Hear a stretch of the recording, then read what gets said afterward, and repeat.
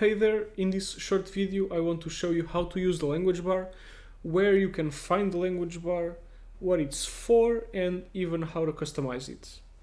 So first things first, the language bar is the bar that you can find usually above your session, and it contains all of the APL glyphs.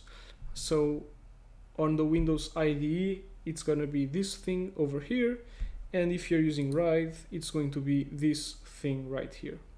Now sometimes for some reason the language bar might be missing because it might be hidden, and so in that case what you can do is you can go to the View tab in your menu and make sure that the Show Language Bar is selected. So I just unselected it, so the language bar went missing, and now I can select it again and we can see it again. And on the Windows IDE it's a similar thing. You go to View, Language Bar, now I uncheck it, and by checking it back again the language bar shows up as this independent window, and I can resize it, I can move it around, and what I can do is I can drag it to the top again or to the side, for example, and it docks again. So I prefer mine over there at the top. Now the language bar has two main uses. The first one is to help you type glyphs in the session.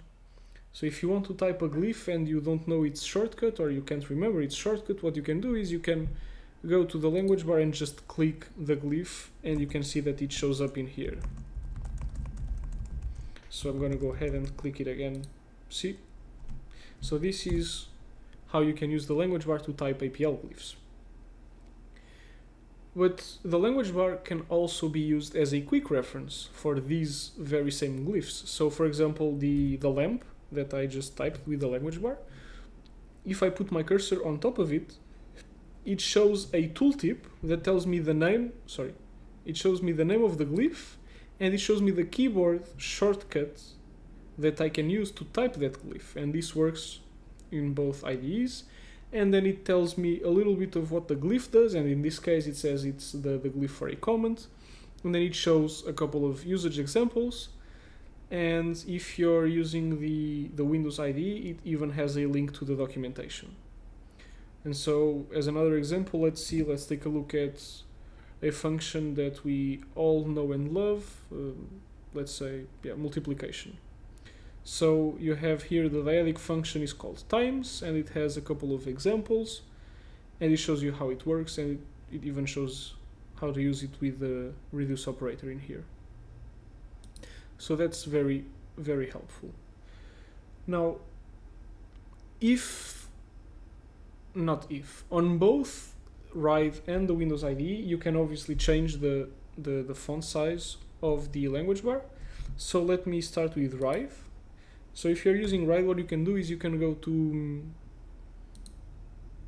View, of course.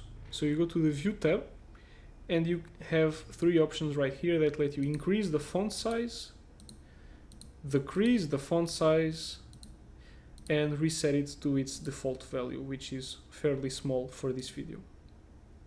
So I'm going to increase it a bit more. So that's how you can change the font size of the language bar. And now for the remainder of the video, I'll be showing you a couple of customization options for the language bar that only work on Windows. So let's go and check that. Let's start with the font size. In the toolbar over here above the language bar, we have this text this text box right here that we can use to change the font size of the session and the language bar. And sometimes you're going to be changing this. For example, let me make it larger, and sometimes by changing the font size here, it changes the font size of the session but not of the language bar, and in that case you need to right click the language bar and make sure that the use the session font option is selected, because when I unselect it, it defaults to the I think it's 16 points for the language bar, and it's pretty small. So if I want the language bar to use the font size 40 as well, I need to right click the language bar and make sure to select the session font. Now, as far as customization goes, the main thing you can do other than hiding it is you can drag the language bar around. What did I do? Yeah, you can drag the language bar around, so you can have it as an independent window, as we can see here, or you can drag it to a different position. So you can have it on the right, or on the left, or under the session, if I do it correctly. Can I? What did I do? Okay. So I did something weird, but there you have it. The language bar is, or was, over there. Yeah, so that's pretty much it.